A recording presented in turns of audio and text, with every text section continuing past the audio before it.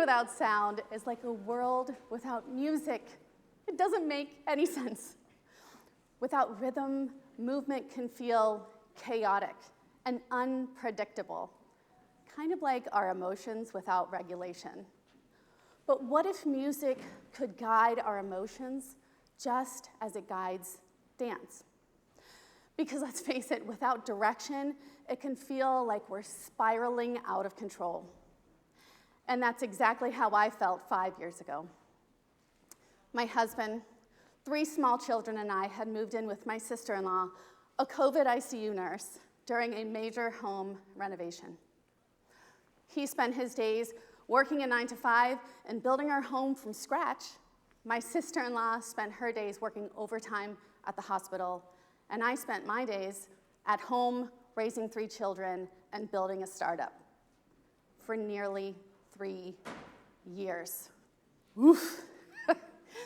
I'd lost my spark, and I was trying to suppress my emotions like shoving a beach ball underwater, only for them to pop right back up and smack me in the face, time and time again. Until one seemingly ordinary day, when I picked my boys up from their music lessons and said, "Hey guys, what'd you play today?" And my oldest responded, something Grape Something by Harry Styles, I think. Well, I hadn't heard of it, so quick search, and I pressed play. And as the sound waves of that breezy love song filled the air, so did something else. Joy. I began swaying back and forth and noticed that my boys had too. My shoulders, which were fixed to my ears almost permanently, finally relaxed. I was weightless, unburdened, and hopeful from just one song, and I craved the feeling. Shortly after, I secretly bought tickets to see Harry Styles in London and told no one. Little did I know that decision would help carry me through one of the toughest seasons of my life. Music isn't just auditory cheesecake, as psychologist Steven Pinker once stated. If that were true, we would have evolved out of it generations ago. But for nearly 60,000 years, civilizations have used music for communication, connection, and spirituality, just to name a few. From ancient battle drums to sacred religious ceremonies to the bonding between parent and child, music is a universal language that shapes our experiences. Imagine movies without music. Jaws without the dun-dun, dun-dun. Or Lion King without the non-Sigonia. Right? Even silent films needed a score to enhance emotions. That day, listening to Grape Juice by Harry Styles in the car, I realized I could be the conductor of my own emotions. I could use music to guide me through emotional regulation. What's emotional regulation anyways? Some scientists think it's the key to contentment. It requires us to acknowledge how we're feeling and also to process how we're feeling before moving about our day. I'd always deemed emotions good and bad, black and white, but all emotions are okay. It's what makes us human. In fact, trying to suppress them, like shoving that beach ball underwater, can lead to a whole host of issues. Increased aggression, heart disease, an earlier death. No, thank you. With this in mind, I began incorporating 3 things into my life. Number 1, curating playlists to match and gently guide my mood. Number 2, playing an instrument for cognition and as an emotional outlet. And that's my cute little son Van on the ukulele. And number 3, attending concerts for connection and joy. There are numerous studies that talk about how music can help shift our mood. And I think we do this intuitively. For instance, think of a song that you use to motivate you to move your body. Does it have a beat like this? This is around 140 beats per minute. It's joyful, it's upbeat, it makes you want to dance. But I think you've seen enough of that from me today. On the other end of the spectrum, listening to music around 60 beats per minute or less can help us process our emotions. And that sounds something like this. So you can hear the difference. It's much calmer. I'm sure you've already created playlists in your life. I know I definitely have. I have a songs to cry to playlist, a come on, get happy playlist, and a not today playlist. But what if we took this one step further? For instance, say you're really angry, but you have an important meeting or test coming up in about a half hour or so. From Hulk to Dalai Lama playlist is just what you need. 3 to 4 songs with a pulsing beat and lyrics you can really rage into, followed by 3 to 4 calm and content songs to help you move about your day with clarity and resolution. You can do this with any opposing emotion, from Eeyore to Tigger playlist, a from Gollum to Gandalf playlist, and if you know, you know, think about that one.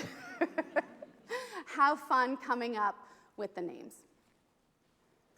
Music has been a part of my life since I was a small child, playing the violin, singing in choirs and bands, but now I was approaching music with more curiosity. Listening to Harry Styles' music helped me rediscover things about myself that I had deemed weird or silly or at odds with my life as a mother and a wife. And I began a journey of self-discovery. 3 months after moving into our beautifully renovated new home, the unimaginable happened. My husband, Teddy, was diagnosed with brain cancer. I was just figuring out who I am when suddenly the only role that mattered was caregiver. My family needed me to be strong for them. So I turned to music, which allowed me to feel weak and undone privately so that I could be strong and sturdy for them publicly. Teddy's doctor, a world-renowned neuro-oncologist, suggests he play an instrument to help in his recovery process. Turns out, playing an instrument is incredible for cognition, especially memory, and can even create new neural pathways. I hadn't played anything in years, and I felt inspired. So I dusted off the old electronic piano that Teddy had bought me 10 years earlier, and I began to play. And it helped me come out of the overwhelm and fog of caregiving and a cancer diagnosis in the family. And here I am playing with my son Heath on the drums. And if you're thinking, I have not one musical bone in my body, there's no way I'm playing anything, let me remind you, you walk around with an instrument every single day. Your voice. And it doesn't have to sound good to reap the benefits. Singing enacts our parasympathetic nervous system, which helps us reduce cortisol, thus reducing stress. And who doesn't want that? Humming also yields similar results.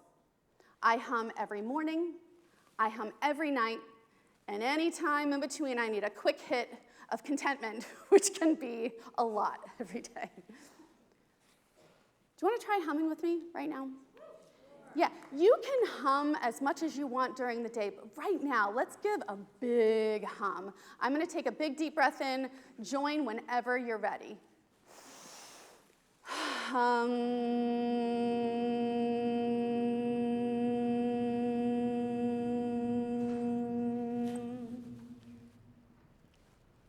You all sound fantastic. and it's very calming, isn't it? Whew.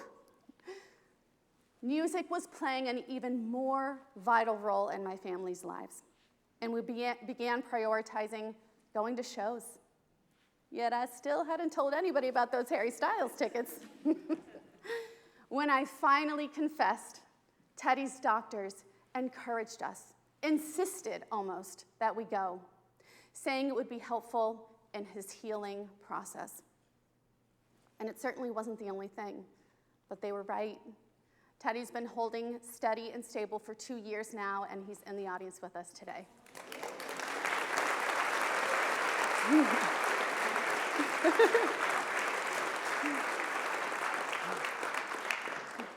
The dance moves help too, I think, right?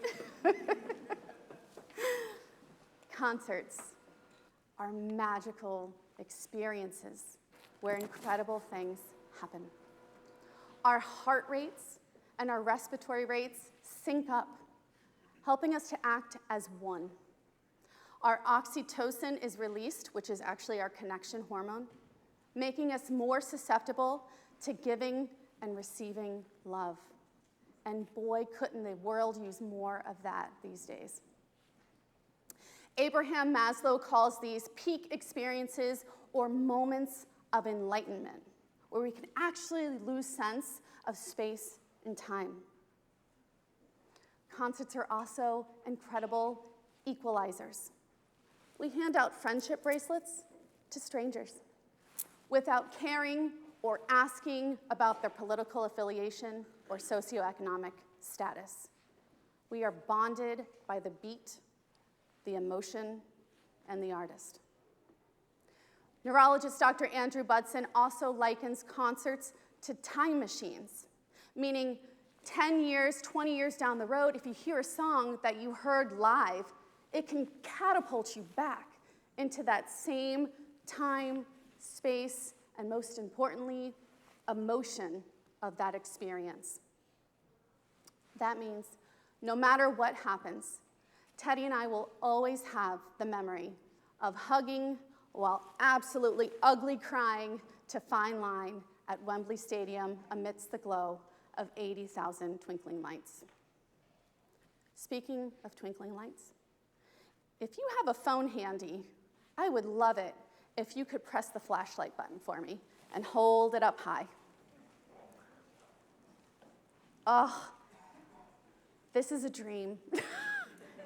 It's beautiful.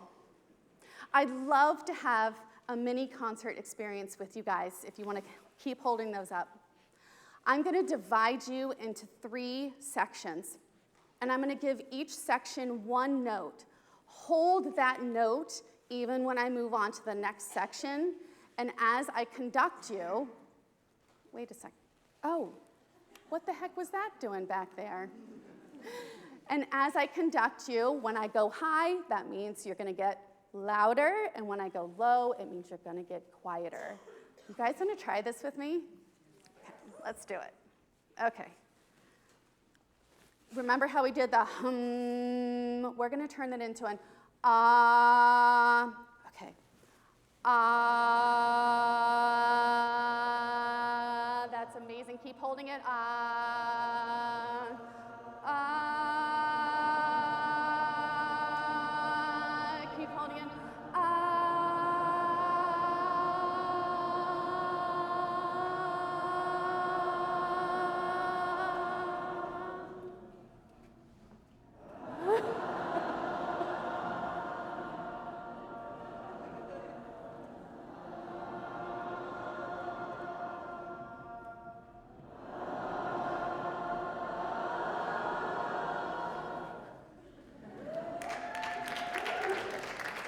That was incredible.